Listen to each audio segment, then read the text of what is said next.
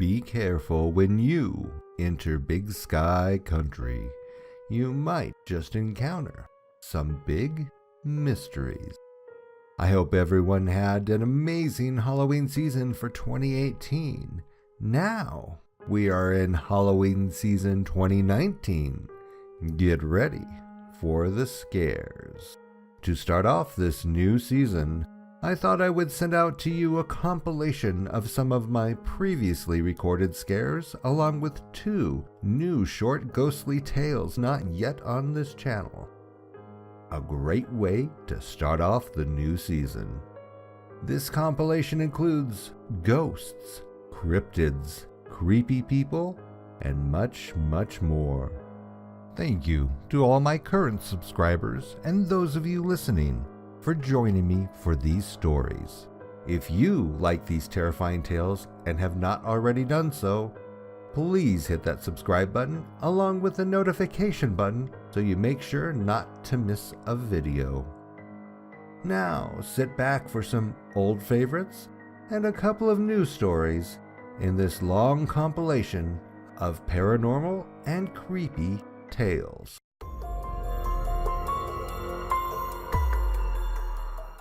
Creepy Acreage by Nathaniel Olive. This is my last story I have for you guys. I hope you enjoyed my scary life experiences. When I was 5, I lived in BC before my parents divorced and my mom moved back to Edmonton to be closer to family and friends. What happened was we didn't have a place to stay, so my aunt and uncle decided to take us in until we had bought a home of our own. Me and my brother were forced to sleep in the basement in a very large open room where our cousins, uncle, and aunt stored the toys they had. My cousins are both girls, and I'm a 5-year-old very petite boy at the time, almost skin and bones, and my younger brother is a plump, chubby little 3-year-old.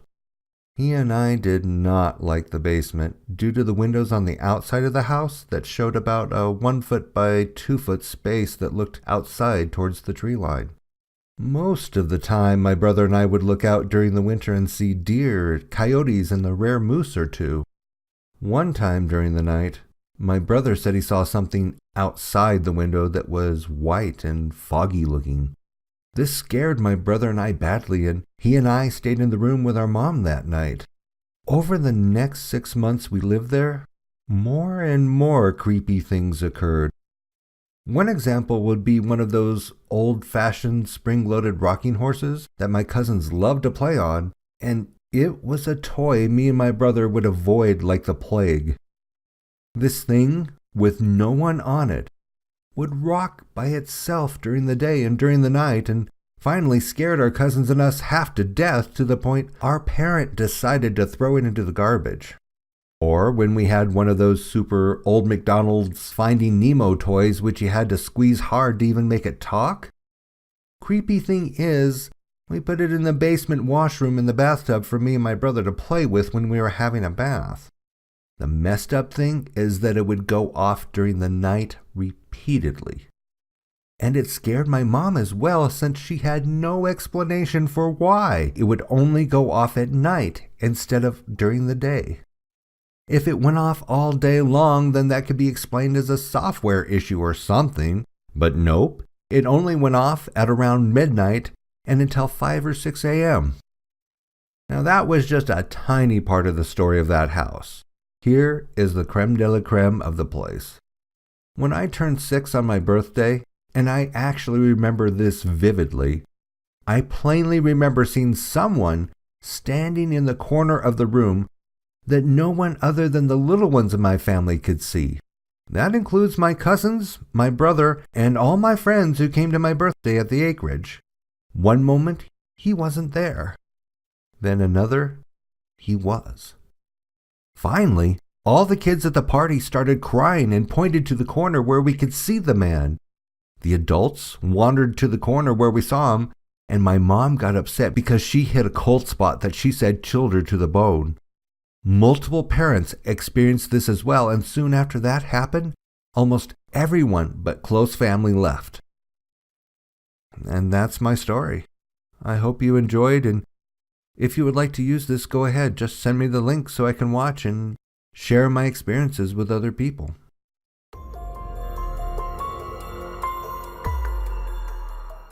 Lady of the Holler by Buffy, 1973. When I was in my early teens, my dad would drag us to Kentucky every chance he got. 10 hours each way. It seemed to me most of our trip was driving.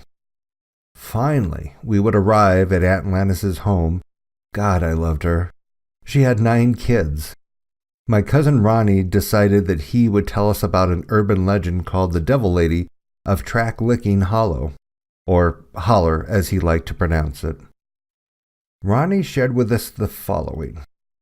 Up on the outer ridge of this holler, way above the tree line, lived a bitter old woman who hated everyone and everything. She was so full of hate that she started doing things to her neighbors. She took pets. When she would pass a neighbor on the road as they were walking beside the road, she would try and take a swipe at them. As this woman got older, she started looking into people's windows, scaring everyone, but she would always disappear by the time any of the family would come out of their house. Then one family had had enough. The father grabbed his hunting rifle and made the hike up to the ridge where the old lady lived. When he entered her property, something was not right. It was too quiet. Then he saw her laying out in the middle of her small garden, dead. Dead for a very long time. How could she still be terrorizing the whole hillside? He also told me to stay away from the windows in the deepest part of the night. I said okay, thinking this was just a ploy to get me to go to sleep and not get out of bed. You see, I'm a night owl. My mother says I've always been that way since I was in her womb. So I walk upstairs and get into bed. And I cannot go to sleep, so I start reading a book that I brought. The last chimes I remember were 3. I turn over and look towards the window and I freeze. There, in the second-floor bedroom window, was the most hideous face I have ever seen. Matted long hair. Skin so thin that some was there and some just wasn't. Red eyes, yellow teeth, and on the hag's head were horns. I was frozen. I didn't know what to do. I threw the blankets over my head and just kept praying the old hag would go away. The next morning I came down for breakfast and my aunt looked at me and said, "How did you sleep?" I said, "Okay, I guess." And when my aunt left the room, my cousin Ronnie looks at me and says, "Buffy, she always knows what's going on in her holler."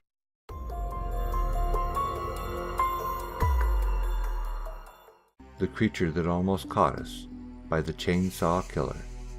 This happened directly to me. At the time of the story, I was a 12-year-old male who lived in California. For a summer trip, me and my family flew to Boise, Idaho for a week to stay with cousins. We stayed at their house for 2 days, and then came the best part. It was the best part, until what happened, that is. On the 3rd day, we drove to a small city in the Rocky Mountains of central Idaho. They owned a cabin in Ketchum. The first day was fishing at nearby lakes, playing games, and meeting a few of the neighbors on the small street. Everyone we met was nice. It was amazing. I thought nothing could go wrong. Before I say more, here's a layout of the area. The room where I slept was at the back of the house. There was no fence at the back of the backyard because it was on the bank of a freezing cold river. Directly on the other side of the river was a huge mountain covered by a thick forest of pine trees. A small path starts out on the other side of the river, but there's no bridge. There is one a quarter of a mile down the road in front of our house. I went to bed that night. I woke up at 2 a.m. needing to use the bathroom. I got up and did my thing, then headed back to my room. As I got into bed, I felt hot, so I opened my window. Not 15 minutes after I opened my window, I heard the most terrifying screech come from the forest. It was raspy but high-pitched. I know for a fact it wasn't human. I've heard stories from horror narrators on YouTube channels that often describe creatures that make weird noises that sound sort of human but aren't. I heard it once more, but this time closer. In the morning when I woke up, we explored around town. At 7 p.m., me, my sister, and my cousins got permission from our parents to go explore the forest. It was uneasy considering I had heard creepy, human-like noises in the night, and it was nearing night. The oldest cousin, Alex, who was 16, took a loaded pistol, a lighter, and a backpack full of snacks. I carried a hunting knife and a flashlight. The cousin my age, Julia, took just a flashlight. My sister Brianna and the other cousin, Karina, who were 10, took some extra batteries and a small bag of candy each. We made our way across the bridge at the end of the street and back to the path on the side of the river across from the house. All of us began the hike to the top of the mountains. We made it to the top of Bald Mountain in an hour and a half. The view from 9,000 feet was incredible. At 8:55, Alex and I figured it was time to head down and ordered the group to the path. At this point it was dark now and the sun had fully set. Julia and I turned on our flashlights and shined them ahead as we walked. Some halfway down the mountain, which was about 45 minutes into the walk, I got the dreadful feeling you get when you're being watched and followed. Seconds later, something that was hiding in the bushes a few yards into the tree line that bordered the path ran off on our right. I brushed it off as some type of small animal. About 5 minutes after the incident, what we heard made me tingle with fear and my heart dropped to my stomach. That same horrifying screech from last night echoed through the forest from a mile or two away. I told everyone we needed to move faster, and we did. It went off again, but closer. Again, closer. Whatever that thing was, it was moving faster than us. We were full on speed walking by then. That still wasn't fast enough because soon the screeching stopped, and we heard loud steps 30 yards off to the right. I got that feeling of being watched again. Alex took his gun and fired 2 shots in the general direction of the steps. The creature backed off, but even though we thought he was gone, I still sensed we were being watched. As the river came into sight, it caught me and everyone else by surprise. I heard the path gravel crunching behind us. I looked back, and in the darkness, I saw the outline of something that resembled a human on the path behind us, with about 200 yards of distance between us. I told Alex, and his face went pale when he looked. We told the rest of the group quietly, and on 3, we all broke out into a run towards the river. Whatever that thing was, it was extremely fast.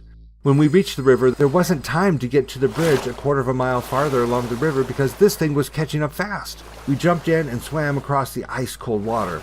It got to the river just as we made it to the bank and into the backyard. Julia and I shined our flashlights and finally got a good look at it. It was a massive, hairy creature that was about 7 feet tall. It had huge, razor-sharp claws like a bear's. Its eyes glowed red when the flashlight shined on them. Alex shot at it, and it darted off with one final screech. We all looked at each other in pure terror, shock, and surprise. Alex explained everything to our parents. They didn't know what to make of it and had never heard of anything like it. I'm thankful nothing happened to us and that I noticed the creature behind us.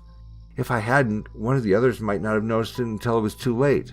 The next time I stay at that cabin, I am not going alone into those woods at night.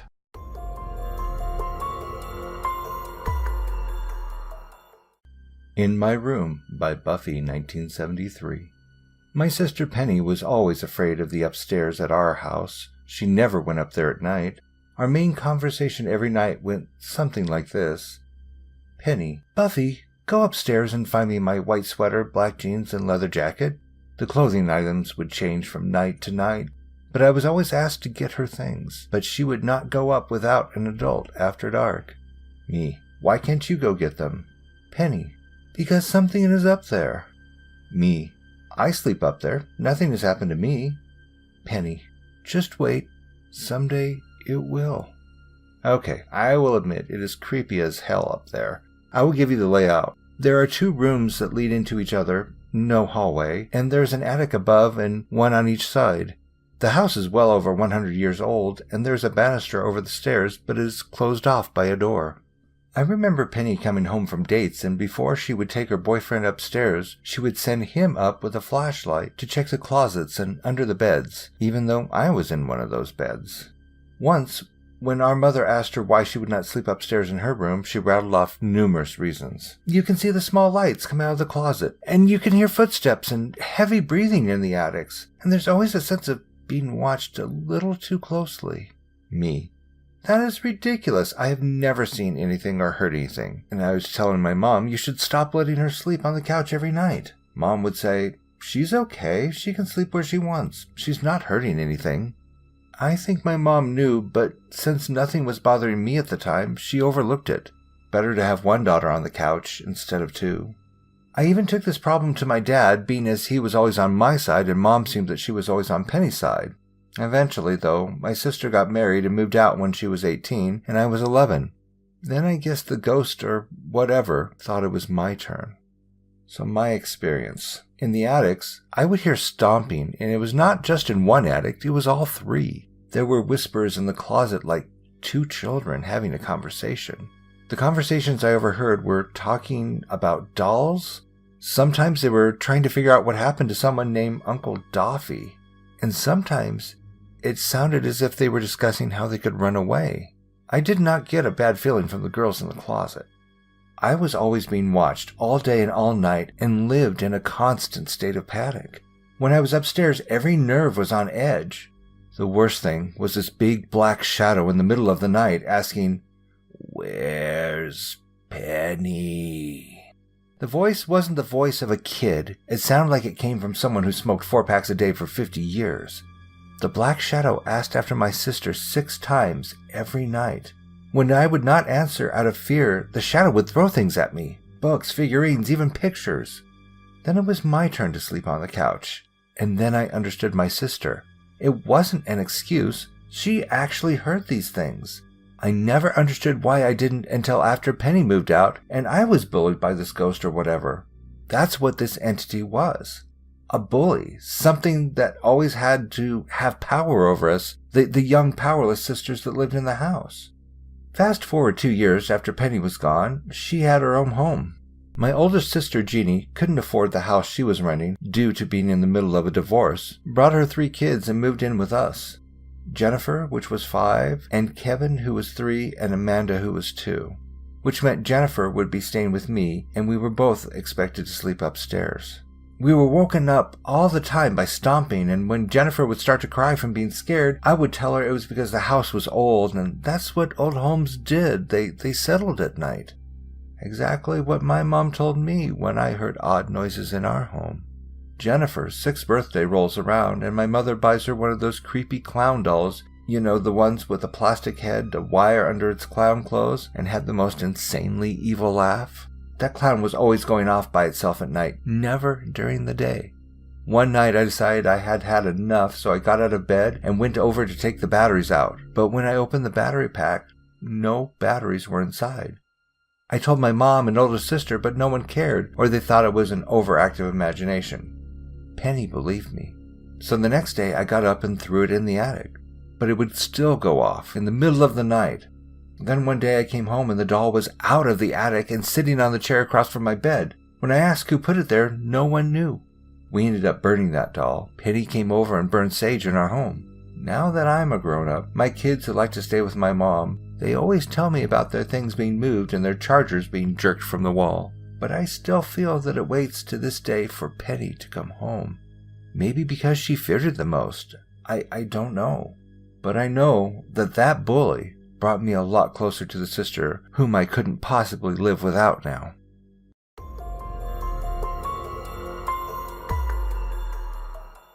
The Man in the Hood by TrueScaryAuthor. So my grandparents had been wanting to do something when they retired, and my grandpa had always liked the mountains. They decided to get a cabin in the mountains, about 2 hours away from our homes. One weekend, they had invited my parents, me, and my brother to stay up there with them. We agreed and went up there following days later. Upon arrival, I was bored, and so was my brother. I was probably 11 years old, and he was around 16, I'm guessing. We were roaming around trying to find something to do. We walked down the hill a ways down from the cabin that sat by the road. When we reached the bottom of the hill, which was basically just a forest and logs, we found a long rope hanging from a giant tree. My brother and I turned this rope into a swing, and soon everybody was enjoying it. I always felt creeped out from the area.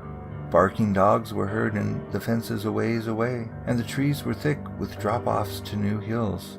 I couldn't help feeling uneasy, even while having fun. My brother and my mom found a treehouse that looked as if it hadn't been occupied in a while. I was too freaked out to go inside, but they said it was fine. We spent most of the time outside playing with the swing and hiking. When we left the cabin and returned home, my brother went to his room to play on his phone. Later, he returned and told my mom he had been taking pictures at the cabin and down the hill. Now, as I said before, when you went out the back door of the cabin, there was a hill that led down to the logs and trees. We had taken a picture sitting on that log before this time, and now my brother said he had taken a photo around the same area. When he showed us the photo, we couldn't help but be freaked out. I don't have the best memory of exactly what it looked like because I only got one glance a long time ago, but I remember I was freaked out. In the corner of the photo, almost perfectly set up, was the shadow of a person wearing all black. They were just standing in the corner of the picture with a black hood covering their head. I don't know how we hadn't heard or noticed this person. How could my brother have taken the picture that close and not even seen someone standing there? How could we all have been there and not heard or seen this person walk by? And why were they just staring, almost at the camera, facing it perfectly? I was definitely freaked out and a little wary to return to the cabin again. I did return, though, a few months to a year later with a neighbor. We had been driving from the town about 15 minutes away from the cabin. I was scared because it was night and all there was in the car's headlights were trees and darkness. It was just one small road in the middle of just trees and blackness. Then I heard my friend say, "That was creepy." I asked what, and they said that there had been someone standing on the side of the road in the pitch black night. Just standing there.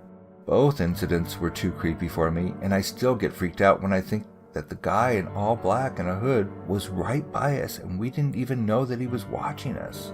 I have returned a few more times, but eventually my grandparents sold the cabin. After they sold it, I have not been back, and I wonder if the new owners ever go down to the swing, and if they'll ever encounter the man in the hood.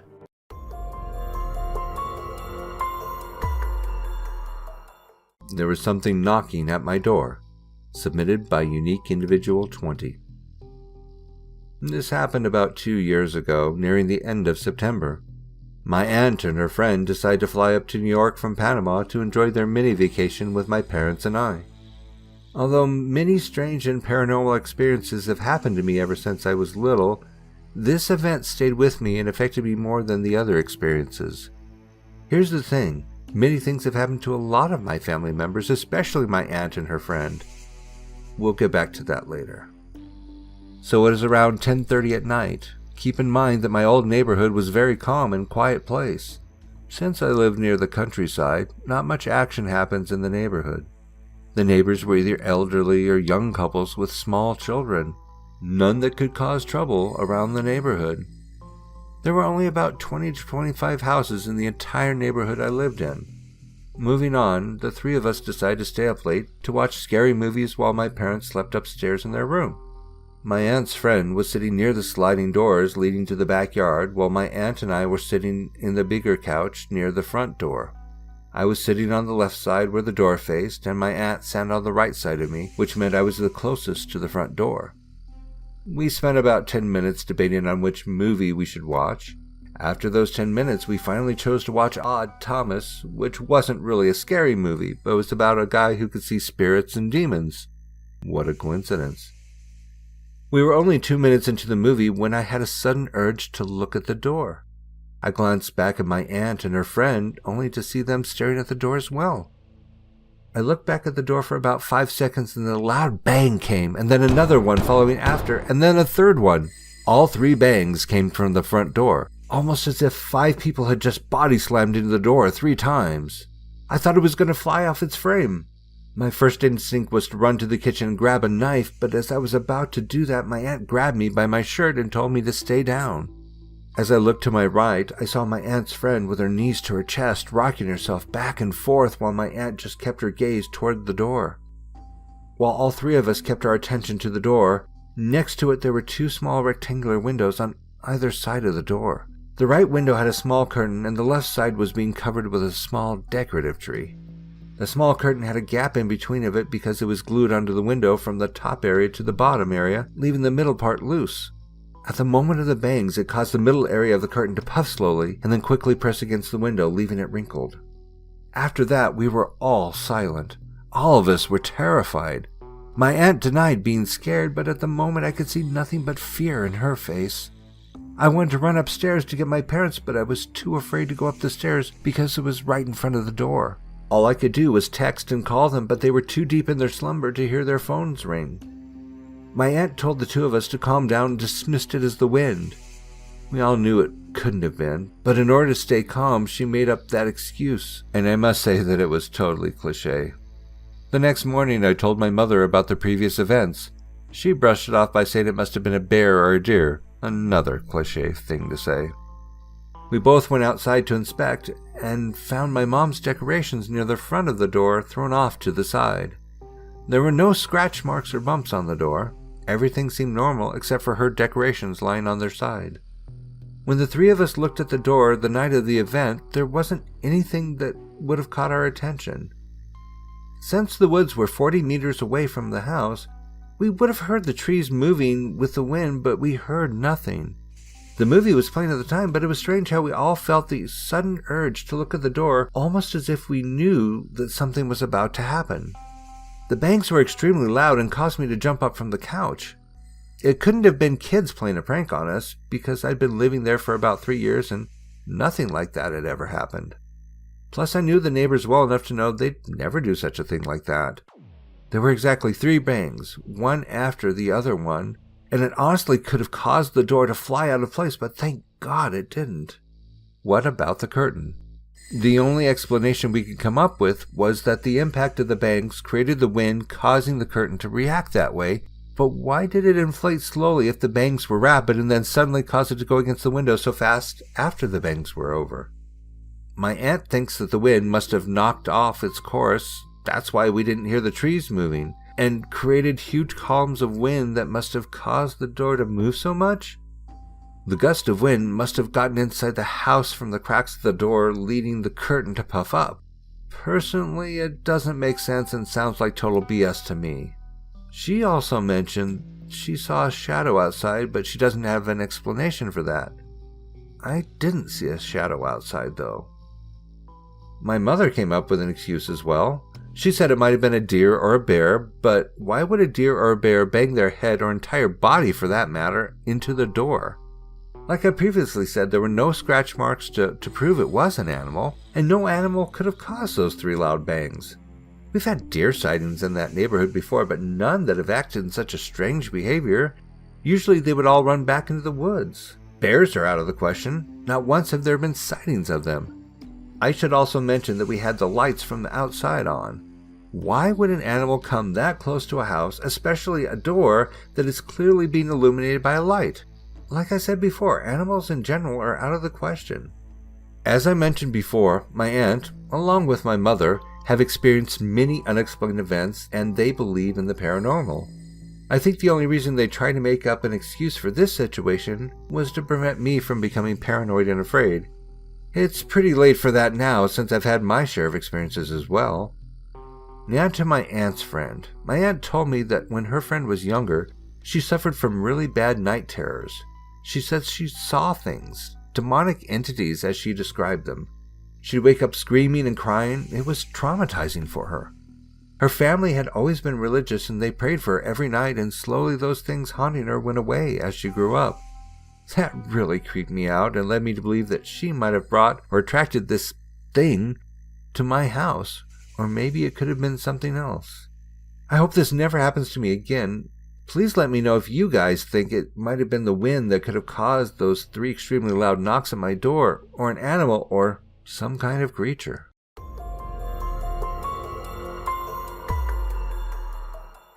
The Morning Visitor by Method Writer 85. I had the supervisor, Kate. One day we had a discussion that turned into the unexplained, and she told me about something that happened when she was a teenager. She tries to debunk crazy things that have happened, but this is one she hasn't been able to do. It was the summer after she graduated from high school, sometime in the second half of the 1990s. She was 18 at the time. Her friend Billy was a few years older, but still lived with his mother in their house. This was in a small city in western Maryland, and Billy's house had just enough land that he could throw raging day-to-night summer parties complete with bonfires. At the same time, they weren't totally isolated, and random people from the surrounding neighborhoods would show up to his parties all the time. One day, Billy met this skater kid named Nick at a park one morning, and being a social animal guy, Billy invited him to hang out with him at his house. Billy probably also took some pity on Nick because Nick told him he was a runaway who was living at the park. They would basically play video games, go on rides, and party till late at night. Nick started showing up every day at Billy's house, knocking on the door at 7 a.m. sharp and engaging him in the morning till night drinking. He was about 16, with dark eyes and dark spiky hair. Remember, this was the late 90s. And seemed fairly normal in everything except for a couple of things. The first was that he always wore the same thing, a plain t-shirt and a pair of camo print cargo shorts. Despite the fact that he was sleeping at a park, his clothes always looked clean. The second is that he was never seen eating or going to the bathroom, despite the fact that Nick was drinking heavily with Billy. Finally, oddly enough, no one remembers actually feeling Nick's skin, even my supervisor, who had sat next to him in a car during a road trip. She hung out with Billy and Nick at Billy's house 2 times, and each time she and her friend felt like something was very off with Nick, especially when he would give off this laugh that sounded very evil and maniacal. He also seemed to get kookier and weirder when they went on a road trip and got further away from Billy's city. Nick would also never shut up about his father's gun collection. Finally, Billy's hospitality reached its limits. After 2 weeks of waking Billy up at 7 a.m. to go party, Billy snapped at Nick at his front door. He said, "Look, Nick, you've been coming here every morning for 2 weeks. You're waking up my mother who's trying to sleep. You really need to go now. Please just come back later." Then he slammed the door shut. Nick never showed up again. Billy came to Katie a little later with a newspaper article. It was about Nick, who had apparently killed himself. Nick had escaped from the mental asylum his parents had put him in that was located in Billy's town, got to his father's house, and shot himself with his father's gun. Billy was originally upset because he felt like he must have put Nick over the edge when he kicked him out, until he checked the dates. Nick had committed suicide on July 10th, 2 weeks before they had met.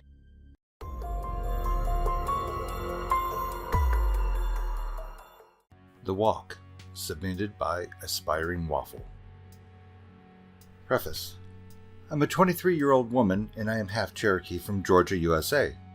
At the time that this story took place, my fiancé and I were living on a large farm in Maryland.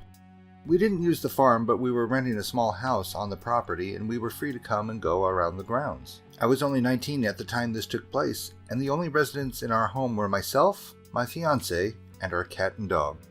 Our cat was a lunatic barn cat that I had rescued because I can't say no to animals that need help. And our dog was my loyal pit bull, who was a sweet, cuddly, scaredy cat. She weighed about 75 pounds and is afraid of her own shadow. Our farm was situated on about 20 acres of land, and our driveway was about a half a mile long. So usually when I would get home from work, my loyal dog and I would go for a walk, and I usually brought my fiancé with me. Not that I was afraid to go out alone, just that he spends too much time playing games and not using his legs. After our driveway was a 12-mile-long road through woods and farms until it finally reconnected with civilization, so it was safe to say that we were far, far from other people, except our landlord, of course. The first miles were through open farmland, followed by a brief patch of forest, and about a half a mile of wheat fields, and then solid forests for 2 more miles. Now that you have a bit of the layout, on to the creepy bit. My fiancé and I returned home from work to our happy cottage and happy pets. Harley, our dog, was frantic to go for a walk, so I quieted her and changed into walking clothes and asked if my fiancé would join me. He had gotten home shortly after me and said he had seen one of the coyotes that we have around close to the field by our house, but as you may know, coyotes are mostly scavengers, especially out here on the East Coast, so I wasn't too worried, and I'm very capable of defending myself. I called him a wuss and then told Harley that we could go out and that we would be fine without him. Laughing to myself, we left the cottage and started walking down the driveway. The sun was going down and the October air had started to get a chill to it, and it rustled through the corn fields next to our driveway. The corn was about 6 feet tall at this point in the year, and impossible to see through, so I assumed my fiancé was just trying to scare me because there was no way he could have seen a coyote in this field. Harley was enjoying her time in the field, tearing in and out of the corn stalks on our walk up the driveway, and I knew that with as big of a coward as she was, she would alert me to any danger very quickly and by running away. By the time I reached the end of the driveway, the sun had set and the moon, which had already come out, was shining high above the fields.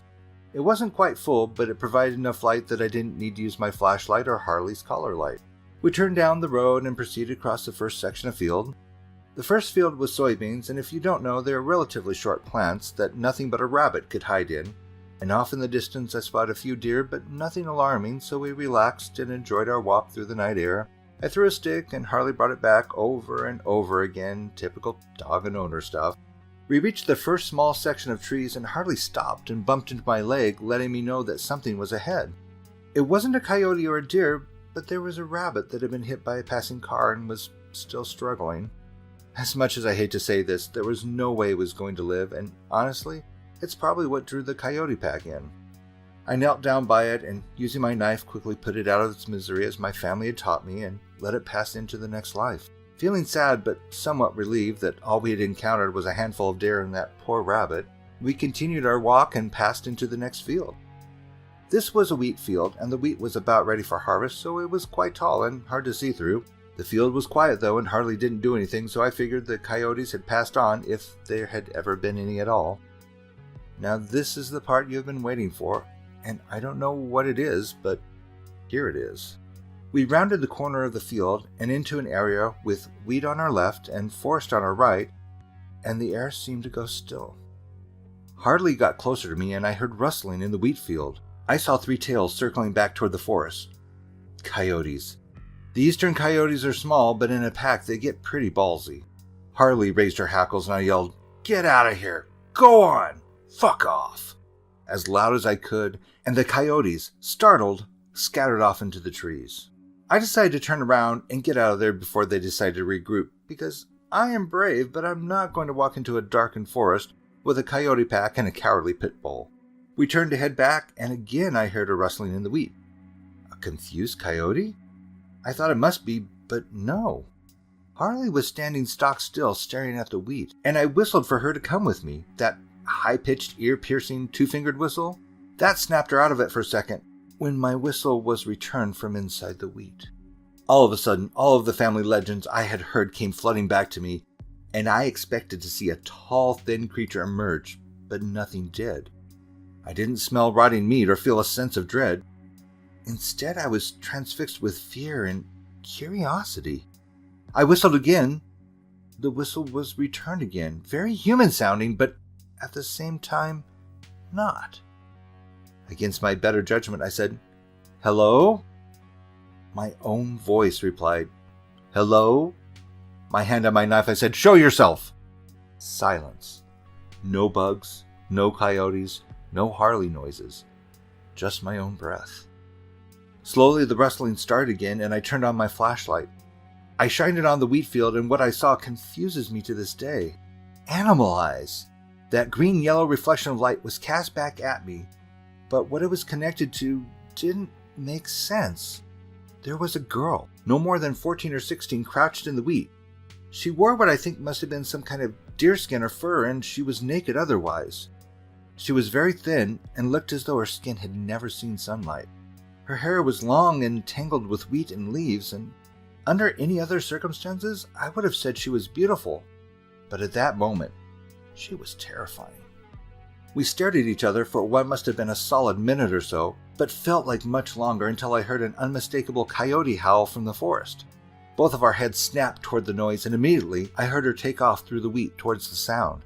At that same moment, Harley took off toward our house, and I went after her. We didn't stop running until we got to the driveway, and I stopped, not wanting my fiancée to know I was running away from something. I could still hear the howling in the distance, and we started walking at a brisk pace. We made it back to the cottage with no further problems. I didn't tell my fiancé about it, not wanting him to go out with a gun. She hadn't hurt me, so I didn't think it right to hunt her. I was awoken in the middle of the night that night by the sound of the coyotes outside our cottage. This wasn't usual, but now I wondered if she was with them. When I was coming home from work about a month later, I had stopped obsessing about that night, and I almost thought I had imagined it when I had to slam on the brakes for something in the road. It was dark, and when my headlights hit it, its eyes reflected green and yellow. It was a large coyote. It had just stared at my car for a moment and ran off into the woods. I know this sounds crazy, but I still wonder if that was her.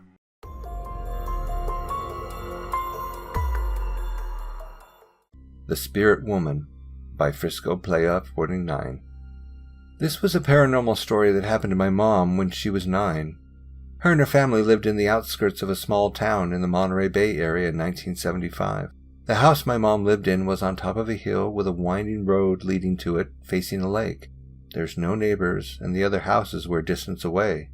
What my mom knew of the house was that it was built in 1927. It was an old white wooden Victorian house. She said that it was completely off to be out in the hills far away from Watsonville, California, a small town about 25 minutes east of Santa Cruz.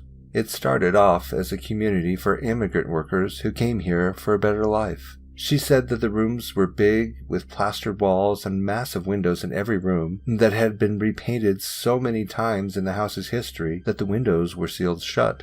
Mom recalled the windows were so high off the ground that you couldn't break into them. I'll warn you ahead that this is pretty disturbing, and if I sound dramatic, it's from my mom's point of view, so bear with me.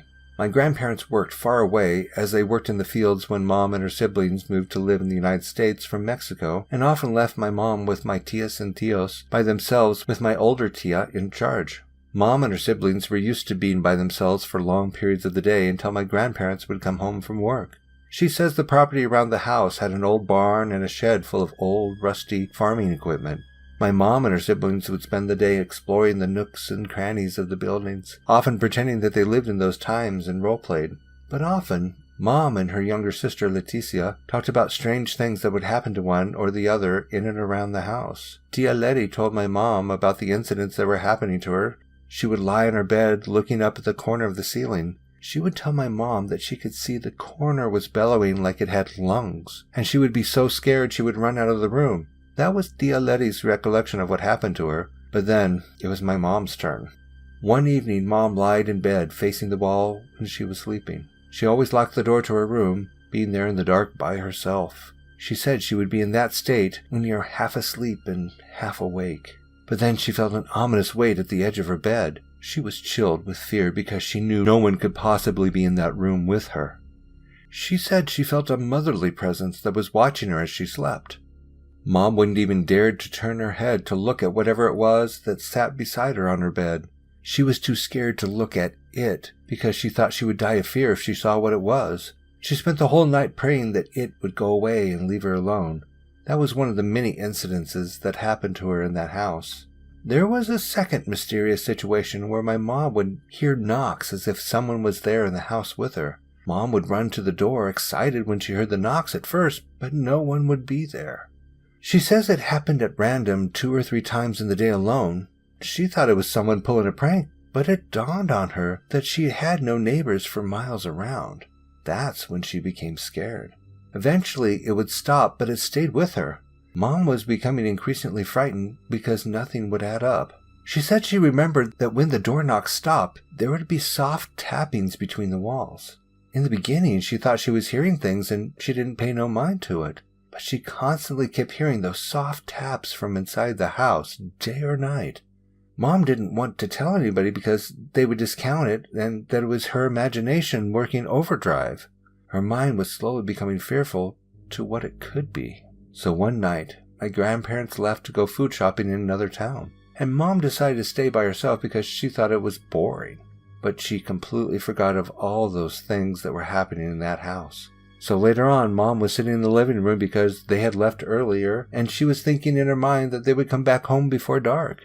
She was there in the living room, all alone, while it was completely pitch black dark outside. She said that all she heard was the frogs croaking by the lake and crickets chirping. Mom said she was getting a feeling that she was being watched through the windows, but the windows were so high for someone to look through. At that point, she was running around the house like a headless chicken full of panic and fright for her bad decision that she regrets to this day of staying all alone. Like if it couldn't get worse for my poor mom, the tappings came back, but louder. Mom was thinking that she was becoming insane or that fear was grabbing a hold of her head, so she decided to confront whatever it was that was doing that. She started following the noise where the tappings were coming from. It was towards the very back end of the house near the back door. As she inched closer and closer, she put her ear against the inner wall of a small dark closet near the back door where the knocks were coming from outside. And what she told me next gave me goosebumps typing this down. She said that she heard the loud wailing noise of a baby bawling and crying as if it was trapped inside the closet. Mom didn't even bother to check this because it shook her up. Then for a quick moment, the tappings inside the house came back, but much more louder, as if someone were banging on the door. She ran all the way into her room and locked the door when she went to go get her rosary. Mom waited for what she said felt like forever for her family to come home. After that, she never thought about staying home alone again. Yet another dark night in the middle of summer, Mom and her siblings were eagerly waiting for her dad to come home from work. She ran to the back door, anticipating his arrival. Mom opened the door without hesitation, and she remembers that she was completely scared of what she saw next. Almost close to her, a solid white soul, shaped like a woman, floating across the backyard, going from one corner of the old barn to the other corner where an old watershed used to be standing that was demolished right after my mom moved in. It was knocked down because my grandparents were concerned that the old dilapidated shed would cave in while Mom was playing in there with her brothers and sisters. When the woman reached the shed, she disappeared into thin air. Mom was speechless of what she saw and ran back into the house to my abuela. She couldn't even speak to my abuela, and after a while, when the fright left my mom, she told abuela of what it was. My abuela told Mom something chilling. Since my whole family was Catholic, and they kind of believed in the supernatural, my abuela thought that the ghost was trying to contact my mom. Mom said that she didn't want to hear anything to do with that woman. Abuela said that if Mom didn't call her out, that the woman wouldn't stop trying to communicate with my mom. It's odd because it just happened to her only and not her siblings. Abuela mentioned to my mom, say to her, "What do you want?" Mom complied, and when she did it that night, the woman never responded to her, and all the paranormal things stopped. Now that my mom told me this, she recalled that Tia Lete researched about the house's history and freakishly found out that there were 5 children that lived in the house, just like my mom's family of 5. But if that was scary enough, 4 of the 5 children's names were the exact same. Jose, Tio Jose, Anthony, Tio Tony, Francisco, Tia Francisca, and then my mom's name, Maria. Disturbingly, one of the children were killed by a stray gunshot of a bullet in the house that was built in the 1920s, but the barn and the shed were built during the gold rush in California. I theorized that the woman thought my mom was the child who died in the house and wanted to contact her to see if she was her child. Just recently, last week, we went to Watsonville for a family event, and Tia Lete told me the house no longer stands, and it was demolished a couple of years ago. Mom told me that this would be the first and last time she'll ever tell this, as she felt scared by this even to this day. I will never forget of what my mom had endured. I'm glad she made it through up to this day for me to see her, to be with her. And Mom, no matter what, I will love you forever.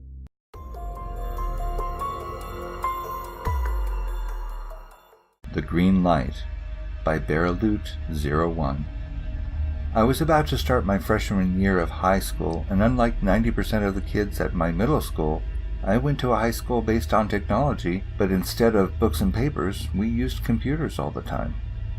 The junkie-free Chromebooks the school provided were not my taste, so me and my father searched Craigslist for a Mac, and after a few days, we hit jackpot. A $350 used MacBook Pro in great condition. My father and I met the lady at a coffee shop. She was short, skinny, and very happy. I gave her the money and she gave me the laptop, looking almost new. When I opened the Mac to get set up, the little green light next to the facecam turned on. I thought nothing of it at first and shrugged it off. But after 2 months of using it, the green light stayed on day and night every time I turned it on. One day during lunch, my friend suggested I should put tape on the facecam just in case. So I grabbed some duct tape from my art closet and placed a small piece on my webcam. After that, the green light finally turned off.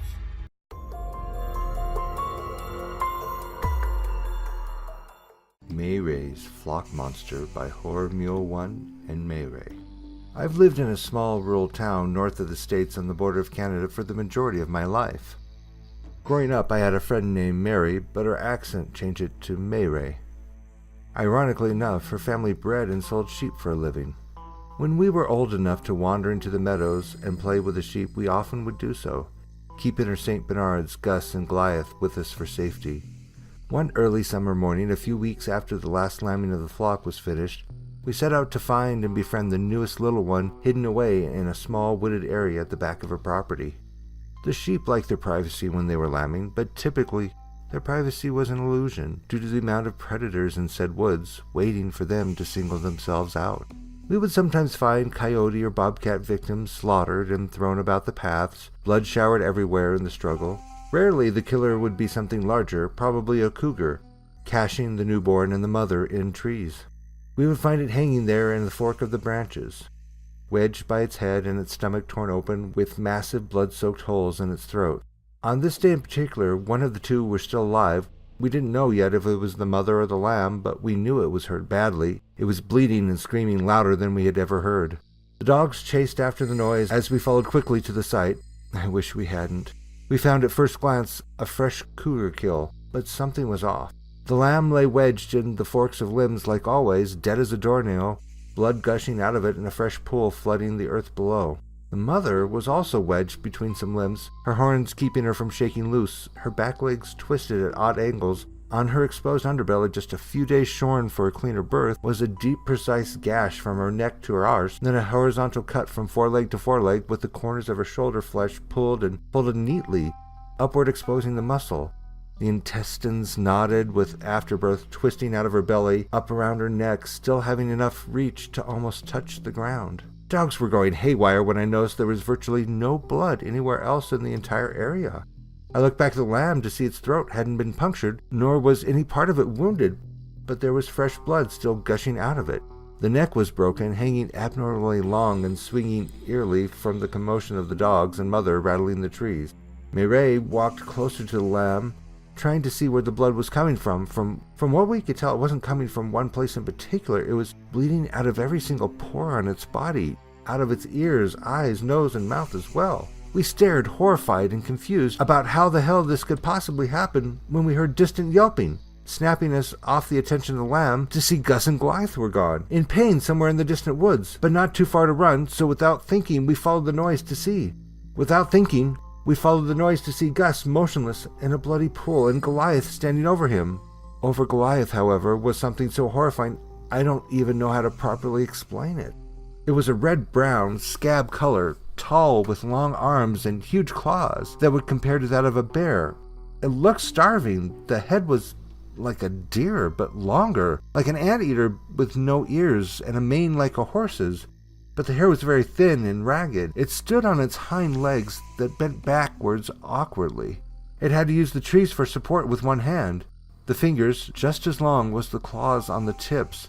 The hands themselves would resemble a human hand with those origami claws on each finger. It was wheezing out of breath as if it had bronchitis or pneumonia. Goliath ran towards it and using its free hand, it grabbed him by the neck, lifting him easily off the ground, yelping. The hand clutching the tree slipped off casually, and the monster tossed its shoulder onto it, leaning on said tree, then ran its claw gently down the dog, caressing it, stopping just below its neck, and plunged the tip of its nail in, the dog screaming horrified as it tore a surgical hole down his belly, then hung him on the limb as its head shot in our direction, turning to us as its dark hollow eyes narrowed. Frozen, we watched it take a step. It wheezed out a piercing wail like a wolf's howl mixed with nails on a chalkboard, mixed with the pain screams of a rabbit emitted out of its small hole of a mouth. Then I blacked out. I woke up at home with MaeRae, not knowing what happened.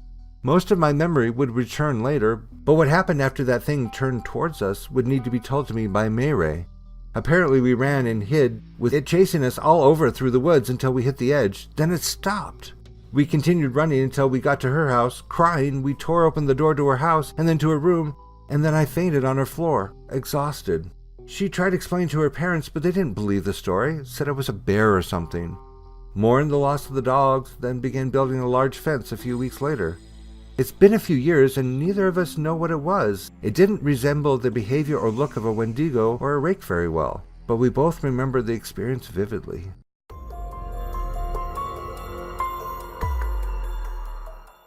The Tapping in Between the Floorboards by DomHecticGuy. This is something that happened to me when I was in my previous house a while back. It all started one night when me and my family returned home from bowling, and my father said that he left the back door unlocked by mistake, but luckily it appeared as if no one broke in our house. How wrong we were. Every third night I'd hear this tapping noise in the floorboards under the carpet ever so slightly. I usually ignored it as I thought it was just a pipe from the boiler vibrating against the floorboard. When it came to me playing my video games, I'd find my controllers out of place or the game stack shuffled up. Now, I was the kind of geek that assigns his games from A to Z, but I shook it off because at least it didn't take me away from gaming. Sometimes I'd get these whispers of my name in a very low pitch, which I always thought was my brother playing tricks on me, so I kept saying, "Go back to bed, you crap stain." One night, my father went into my room and said, "Don't tell me this tapping isn't keeping you awake." I replied with a nod, and so we unscrewed the floorboards, and then we saw something you never, ever want to see in your life. It was this homeless person with bloody bones of an unidentified dead animal, and he kept staring at my dad with a toothless grin, and he charged at him with a rusty knife. My dad knew how to defend himself and disarmed the homeless man and knocked him out. In the meantime, I called the police and explained the situation. A police cruiser came in under 10 minutes and arrested the homeless man. We found out later that the arrested man was wanted for repeated home entries and the murder of an elderly woman. It was said that he was jailed for life in a maximum secure prison. I am lucky to still be alive to tell this story.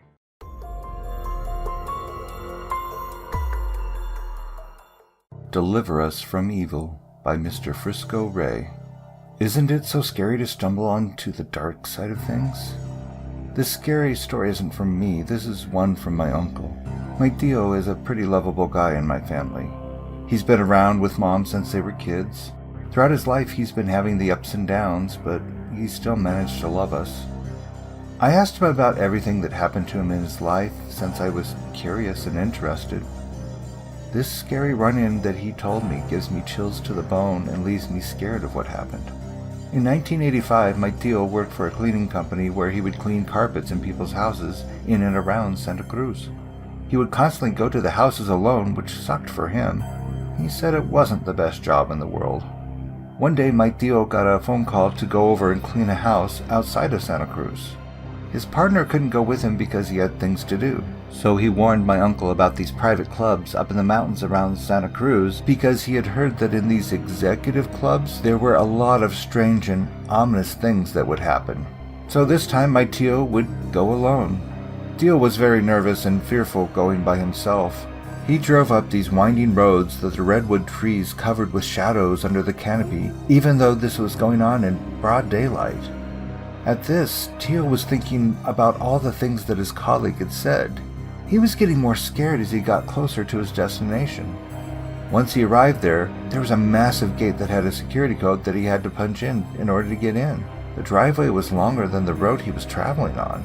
Finally, at the end of the long driveway, there was a concrete lodge. The strange part was that there was nobody there, not even cars. Tio got nervous when he went up to the front doors. They were large wooden doors that had strange symbols and carvings on them. It scared the crap out of him, but this part gives me a massive freezing chill in my body. When he entered the lodge, it was a massive hall with a stone altar in the very center with a few blood-red candles lit. There were no chairs, no decorations, just that stone altar sitting in the middle of the hall. He got a creepy feeling in his stomach. Tio said he would rather get fired than him ending up there. He ran back to the van and floored it out of there. He had quit the job because the lodge members wanted him to go up there again. About a month after Tio had quit, he heard on the news about the people who lived in that lodge. The people who lived there were devil worshippers and did vampirism rituals and would constantly lure people up to the lodge to do God knows what on them. The fact is that if my Tio hadn't been aware of his surroundings, he would have ended up as a sacrificial victim, and thank goodness he decided to get out of there. If it wasn't for that, I would have never even met him.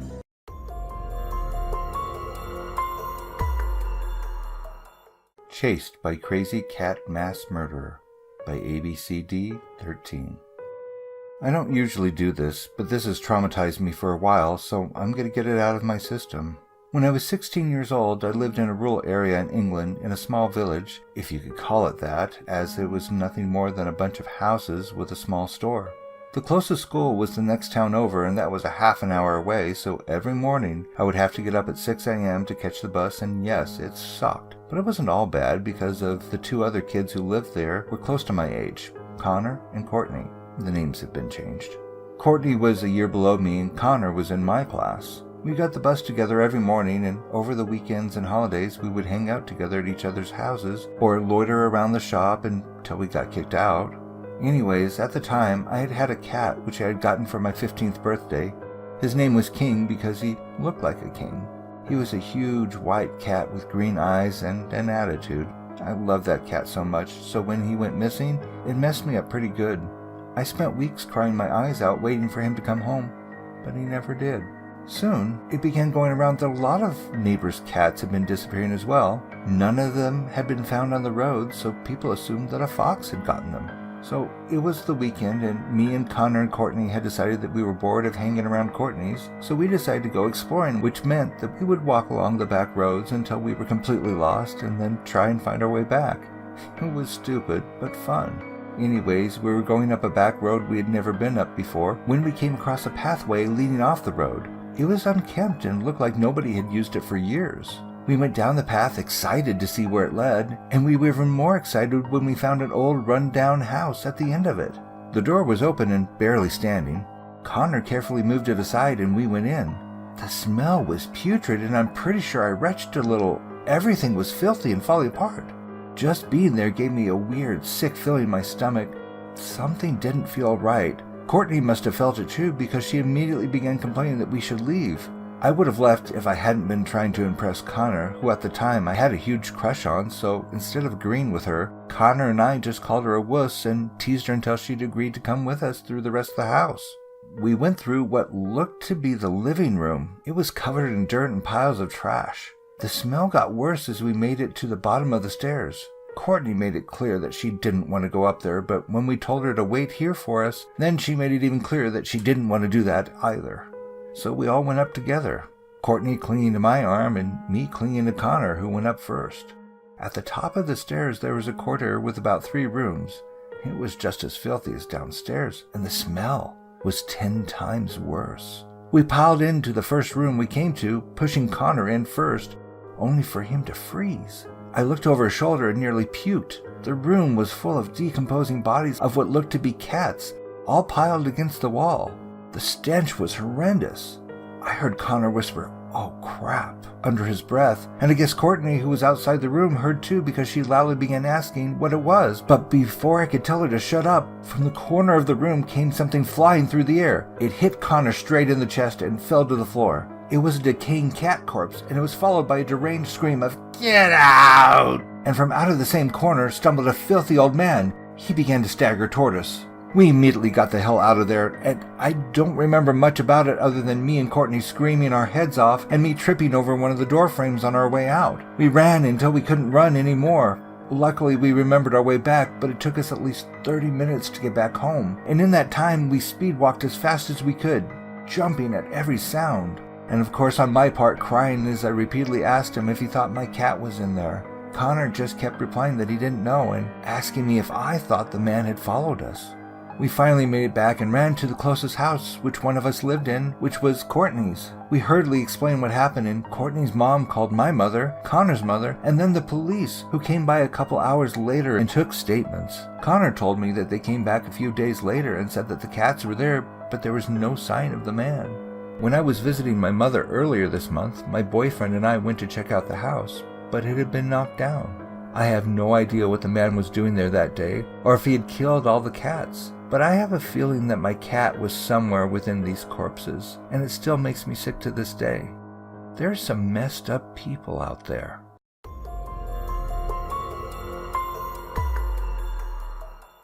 I think I have a Bigfoot problem. Submitted by DarkRayvyn. Throughout the days, we take our 2 dogs outside to their kennels so they can get out of the house for a while, and run and play and such. These are not small dogs. One is a Black Lab Husky mix, and the other one is a full-blooded Staffordshire Terrier, a pit bull. The kennels are placed at the edge of the yard near the woods. These woods are big, large enough to take a day to go hiking through them. Lately, when it gets dark, the dogs seem on edge. They will bark and whine toward the house to come in. At first I figured they just wanted to get back into the house, but now I'm thinking they're actually scared.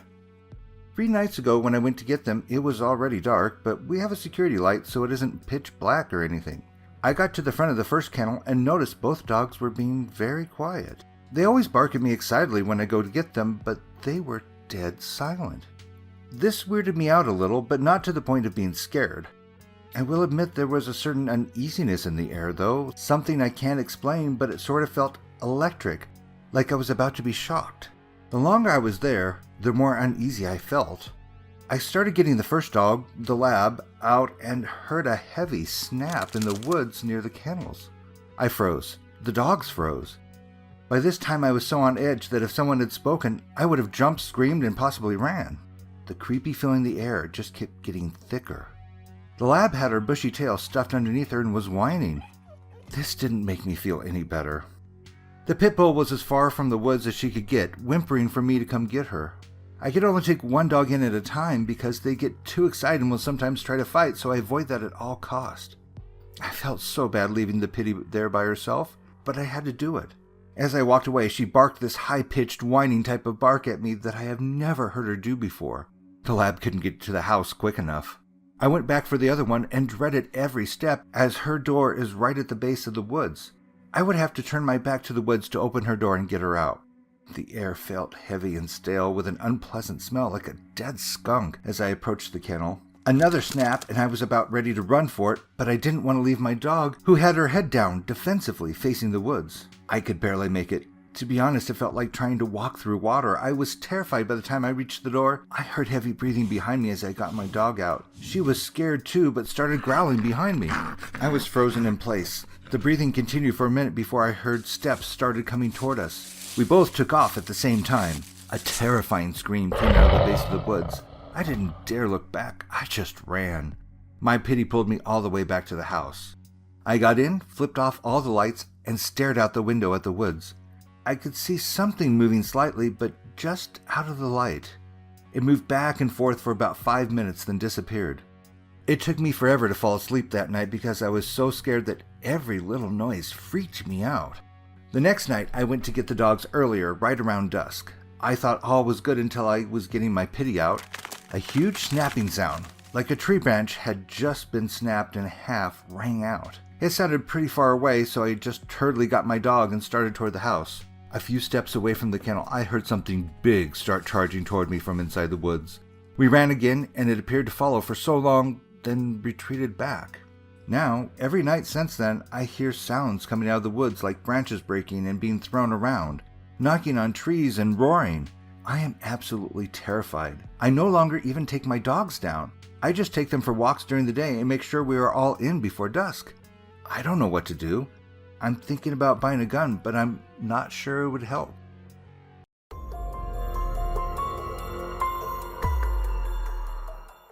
The Man with the Orange Goggles by Angie for Letters.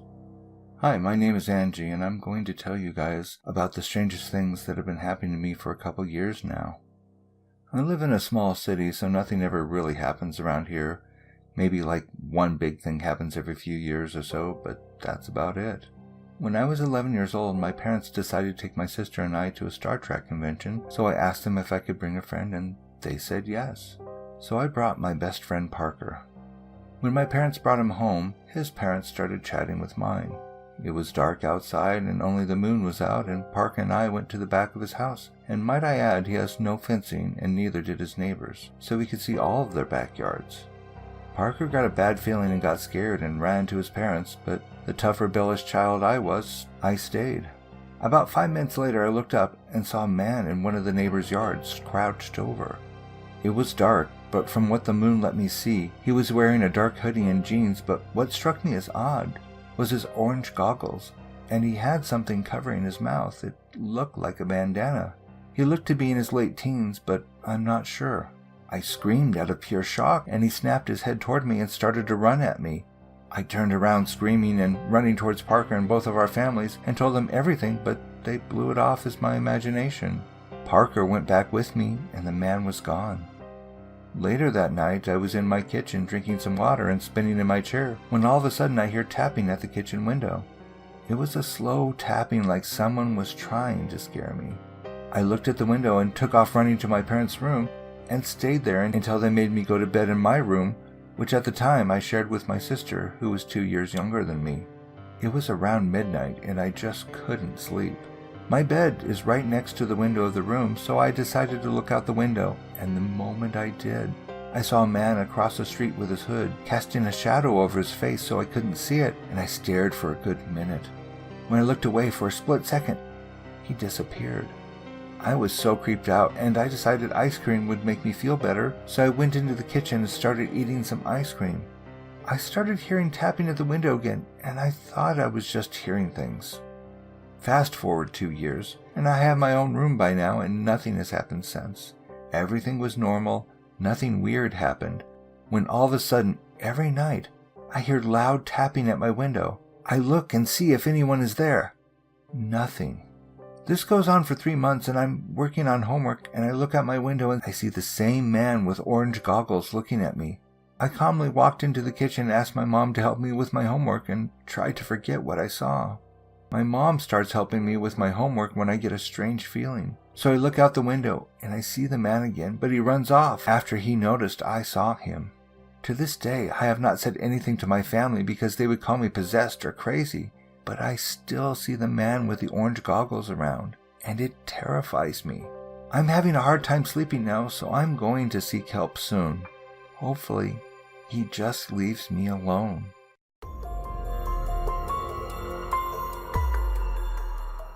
The Thing Had My Grandmother's Face, submitted by ScarystuffScarystuffScarystuff. So this is a little paranormal story I had back when I was just 12 years old. During the summer of my 7th grade year, me and my family decided to take a trip up to Alabama to visit my grandfather's estate. My grandfather had just recently passed away due to a massive heart attack. So unsurprisingly, my family was very distraught. My mother was will executor, so she was in charge of the estate and taking inventory of all my grandfather's belongings. As we pull up to the house, I get an eerie feeling. To give a little perspective on the setting, I will describe the house. The house is located in a whiter trash neighborhood filled with druggies and weirdos. A couple years after the visit, the house would be broken into and the copper from the wiring in the house would be stolen. So that gives kind of an idea of the scumbags my father had living around him. The house itself kind of looked like the house from the Amityville horror movie. It was 2 stories with a basement. It had 3 bedrooms and 2 baths at the top floor and 1 bedroom and 1 bath in the basement. It had wood floors and the ceiling was unpainted. The only place in the house where the ceilings were somewhat painted was in my grandparents' bedroom. It had an X pattern and a sequence of patterns across the ceiling. This bedroom was particularly big and had a bathroom in it. It is also the room my grandfather died in. My grandfather was 6'7" and 300 pounds, so I had guessed that was what had attributed to his heart attack. The house's exterior was made of wood and sat on 10 acres of land, another 100 acres if you count the land that was leased. The land was littered with old rusty cars that my grandfather used to collect parts off of. The inside of the house was rustic, and the furniture looked like it was bought from Goodwill. It smelled musty, a smell I can't really associate with too many other things. Just to be clear, I'm not knocking the house. My grandfather built the house with his bare hands, so I have a lot of respect for it. He and my grandmother had spent the first 3 years building the house and living in the basement. The basement, however, smelled even worse than the upstairs. It smelled like old, dead air. The kind of smell you would smell at an abandoned house in the middle of the woods. It had a kitchen, a living area, a bedroom, and a basement.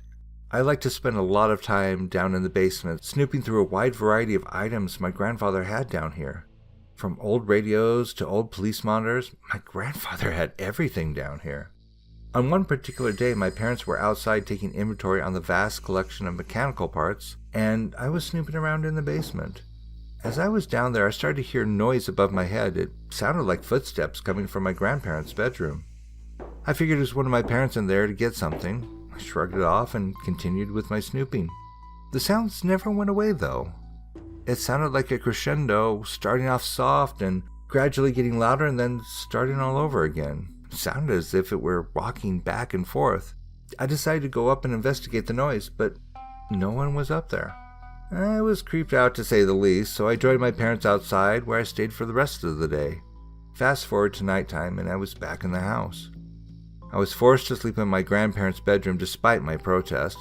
Luckily, I was sharing the room and the bed with my grandmother, who happened to join my parents on the trip. My parents would sleep across the hall. Me and my mom got in some sort of argument and I was forced to go to bed early.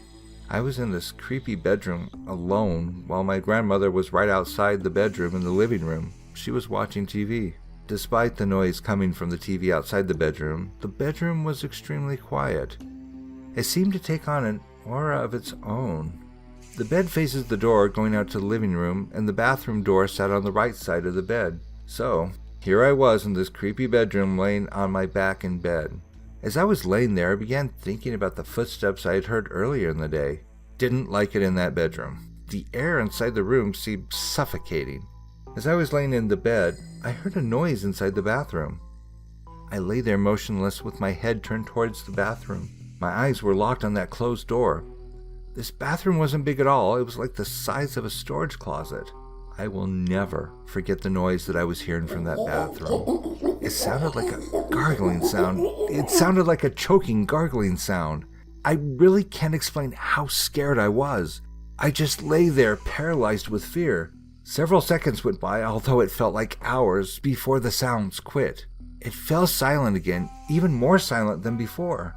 I was still too scared to move. I wanted to scream out to my grandma, but I couldn't bring myself to do so. I rolled over on my side so I can permanently keep my eyes on that door. A few minutes went by before I started to notice something again. The door handle on the door was slowly moving from one side to the other, as if someone were trying to open it but couldn't bring themselves to do so. I just stared in complete horror. My mouth was hanging wide open. The latch on the door went through the stop, and the door began to creep open. It was an inward swinging wood frame door, so it would be opening away from me. As the door began to open, all I could think was that I had to get out of there, but I couldn't bring myself to do so. The door opened about halfway before it had stopped abruptly. It was dark in the room, but the TV from the living room outside illuminated the room a little bit. The door opened about halfway before it stopped abruptly. It was dark in the room, but the TV from the living room outside illuminated the room a little bit. I could see a dark shadow moving around in the bathroom. I couldn't quite make out the shape of it. It looked eternally dark, sort of like a black hole of darkness. All of a sudden, a face popped out of that darkness. I was horrified. It was my deceased grandmother. Her head and face were showing, but not her body. It was almost as if she were peeking out at me. I was even more weirded out by how close to the floor her head was. It was about an inch underneath the door jamb. Her long, mullet-like gray hair hung to the side, and her thick seeing glasses just about covered her whole face. Words can't even begin to describe how terrified I was. I contemplated getting out of bed and running out of the room, but the thought of my grandmother reaching out, grabbing my leg, and pulling me to my doom quickly pushed this thought out of my mind. So I just laid there and stared at her. She stared back at me, and then she began to smile. Oh God, that smile! That smile let me know one thing. That wasn't my grandmother. I don't know who or what that thing was, but it wasn't my grandmother. That smile had dry, caked-on blood surrounding it. It was pure evil. The head began to move its way up, past the door jamb until it finally stopped at the top of the door, which had to be 7 feet high, its eyes never leaving mine. It began to creep its way from the side all the way to the middle of the doorway, its dark body just about covering the whole door. I couldn't stand any longer. I closed my eyes and screamed louder than I'd ever screamed before, over and over and over again. Finally, my dad burst through the doorway, followed by my mother and grandmother. A wave of panic filled their faces as they flicked on the light and looked at my face. I was pale white and staring into space. They began questioning me as to what was wrong, but I said nothing. Eventually, they calmed me down enough where I could finally tell them what happened. They first looked at each other and then back at me. I could tell they were skeptical, but scared at the same time. My father went and checked out the bathroom. Of course, there was nothing in it. My mother finally moved me out of the room into a different bedroom on the other side of the house. I never heard anything else about this incident from my parents. I'm not even sure they believe me. All I know is that writing about this 10 years later still gives me the creeps and sends chills down my spine. Probably because of one disturbing fact that I learned a couple of years later from the incident when the house finally sold. My grandmother didn't just die, she committed suicide in that very bedroom that I was staying in. A gunshot to the chest. I was very close to my grandmother, so I know that she wouldn't do anything to scare me like that. So whatever that thing was, I hope I never meet it again. After learning my grandmother's suicide and that demon I met in her bedroom, I eventually came to a revelation. I believe my grandfather had an unseen factor that contributed to his heart attack. That monster that I encountered in the bedroom is the culprit that had gone unnoticed and ultimately led to my grandfather's demise.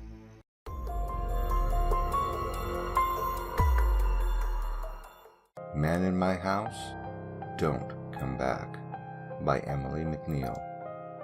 Okay, so first I'll start this off with this is true, and yes, I don't care if it is used. I would love it. Anyway, I'll start by saying that I'm a very paranoid person, and the fact that I'm alone home all day, I do online classes at home, definitely doesn't help. So I started online school this year, and I'm not gonna lie, it's pretty boring, but I don't mind at all, really. But as a small child, I have always been afraid of my house. I think it was built in the 50s, so it's rather new, but really broken down. Our whole basement is the size of our house, and that's where it all starts. I have always had the fear of our basement, and it wasn't just that instinctual fear everyone has. I knew it was much more than that. Our basement has no door, just a long, echoing stairway that you walk down. My mom sleeps down there in her room, and the laundry room's there, etc. It's all down there, so it's not like I'm a complete baby about it. But when I walk up the stairs, I see shadows darting across, and sometimes when laying in my mom's bed, I hear footsteps coming from the nearby rooms. Just starting this year, my hall light outside my room has begun to go off. Even though we have checked its fuse and changed the bulbs, nothing is wrong with it. None of this had been happening before April 2nd, the day after my birthday, when a friend and I played the Ouija board.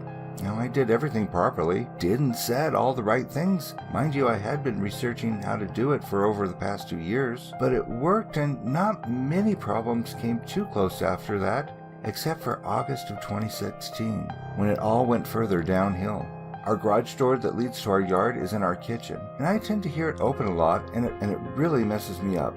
But lately, I kept hearing it open so many times that I have been locking it during the day and before I go to bed, and nobody, not even me or my family, have a key to it.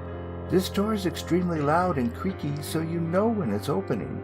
I have 2 Great Danes, and we usually sit in my living room while I work, and you can't see the kitchen or anything from the angle of the room, and I began keeping a taser with me at all times. But before that, and after I started locking the back door, I would hear the door pop open, and then I would proceed to hear footsteps through the house.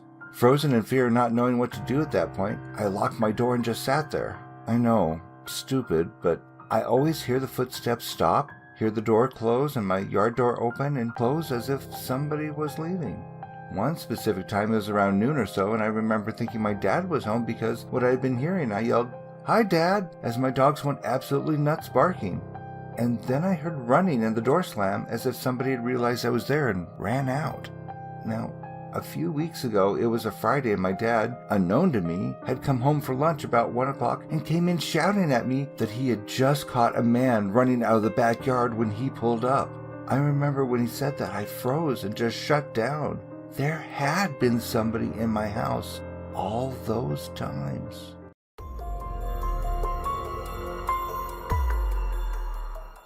The High School Nightmare by SarahTheStar. It all started in high school. A few weeks in, I made a few friends and was keen on making more, so I tried to talk to everyone that I could. I was still somewhat new to the school, and one day I got lost, so I met this guy who would eventually become my stalker. He showed me around.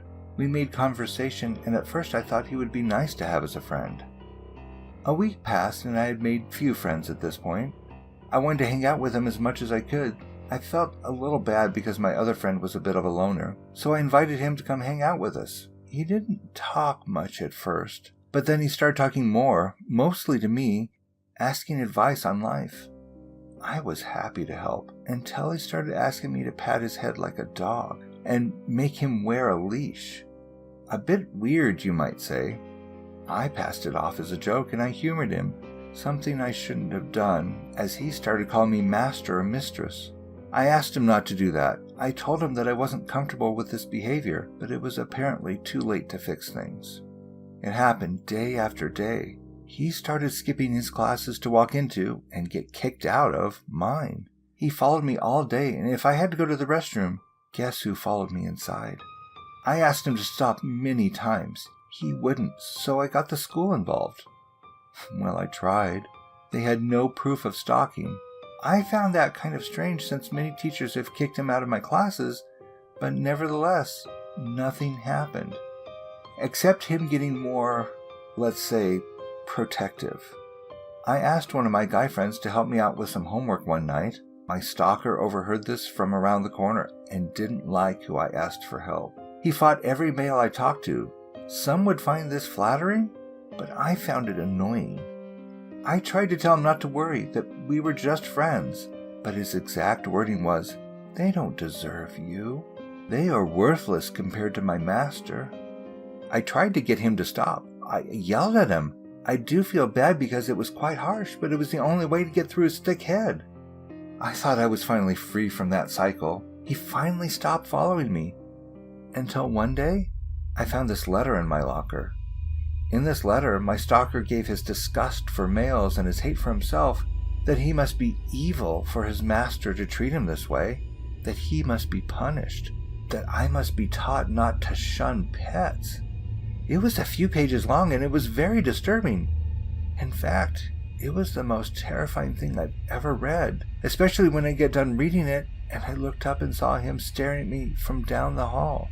He came up to me and opened his phone and started showing me pictures of, well, a cartoon character who had similar appearance to me, with the same brown eyes and brown curly hair.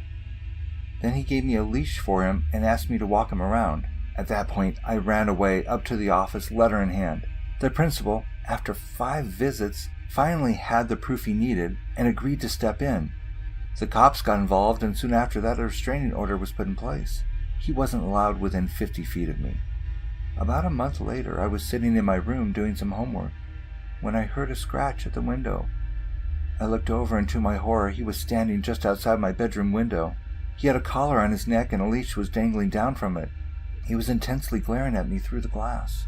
His face then crooked into a disgusting grin before licking the surface of the window and ran off.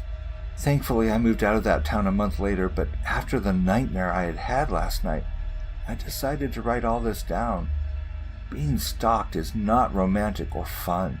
It is terrifying, bone-shaking, nerve-wracking, and the worst thing I have ever gone through. I have no idea how he is now or what he's up to.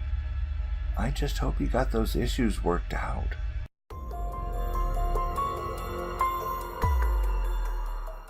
Cabin by KuroKiryuuChan. I used to live in Japan, but recently moved to a town somewhere in America. At our town, there was a story going around that a cult had a cabin somewhere in the woods near our town, and that they were doing incantations, summoning spirits and specters, the usual paranormal stuff. Me and my friend Jack, who I had met when I first came to town, didn't really believe in the paranormal, so when we had an opportunity to do so, we would every so often camp near the section of where the cabin was rumored to be and search around for it. It didn't take long, since on our 5th time, we found where it was. The cabin was completely hideous. It was infested with cockroaches, spiders, and even some centipedes. The left side of the cabin was decayed slightly, and the right side had a bit of a termite problem. At first, it looked like any old run-down cabin. Then we took a second, much closer look. That was when a horrid stench hit us. It was horrible. I gagged and almost vomited. Even though I was busy dealing with the stench, Jack was able to get a look at the walls. They were covered with signs, up-down crosses, blood-red eyes, and the most frightening part, bodies of people, completely stripped of their clothing and nailed to the wall of the cabin. I thought of calling the police or running. Jack, however horrified he was, insisted on going into the cabin. "I'm not believing this. It's probably just some really good deco," he said. As reluctant as I was, I pushed onward, Jack leading with his flashlight. We opened the door slowly. That was when I couldn't take it anymore. I vomited onto the grass just to the left of the cabin. The reason I vomited was even worse than the stench outside. just in the front door was a dead dog. It had been butchered and left to rot. Worse, it was a local dog that had went missing just 2 days before we found the cabin. Jack gently pushed the dog to the side so he can get inside. He waited a bit for me and we kept going. Inside was like the exterior, only exception was blood-red rooms replacing the bodies. We came into the main living room of the cabin. It had a big ritual circle. The walls were different too, this time now sporting words such as devil, the beast, our master, the end, and much more terrifying words, such as the runes and the eyes. It was blood red, except this time it seemed like there was real blood. That was when I figured out that the other drawings were simply dried and it didn't look as clear as these. The more I figured out, the worse I felt. If the others were dried, wouldn't that mean these were just made? That was when I had it. I couldn't take it anymore. I turned to the cabin door, and what I saw, I can never unsee. A tall, slender figure covered in intestines, blood, organ, and everything gross and putrid. It was blocking the cabin door. That was when I screamed as loud as I could. I turned back to look at Jack. Though he still looked like Jack, the man I looked at was carrying a knife. He had a grin on his face, widening by the second. I backed away from him, but he grabbed my arm and dragged me closer. I struggled, trying to get away, but his grip was locked firmly. I watched in horror as the knife was raised. That was when I made a last-ditch effort. I kicked him in the forbidden zone, which worked, and I ran toward the direction of the door. That was when I bumped into the slender figure again. Now I couldn't make out its face, but what I saw was not human. It looked like the face of something out of the depths of hell itself. I shambled back a bit, then remembering Jack was there, I moved to the right. I found a window, the only window in the entire cabin. I tried to open it, but it simply didn't budge. I turned back in shock as I realized this is how it was going to end. I was going to be murdered in some satanic cabin by my friend. I crouched down now in tears and closed my eyes. I waited for the knife to end it all. I waited, but eventually nothing happened. So I slowly opened my eyes and saw that it was daytime. Jack, or possessed Jack, had collapsed on the floor, still clenching the knife. The slender figure was gone. I tried the window again, and now that it was daytime, I saw that it was locked. I unlocked it and opened it up. How silly, I thought, that I didn't check for the lock. I made a mental note to always do that and then proceeded to exit via the window, carrying Jack through it first. I ran to our campsite, put Jack in his tent, and went into mine. I recapped what happened and then put this in my diary. Though this wasn't the nearest near-death experience I have ever had, it was definitely the most extreme and grotesque. I waited for Jack to wake up and then headed back to town with him. I never told anyone what had happened and definitely didn't tell Jack, who is now my best friend of all time, that he almost killed me.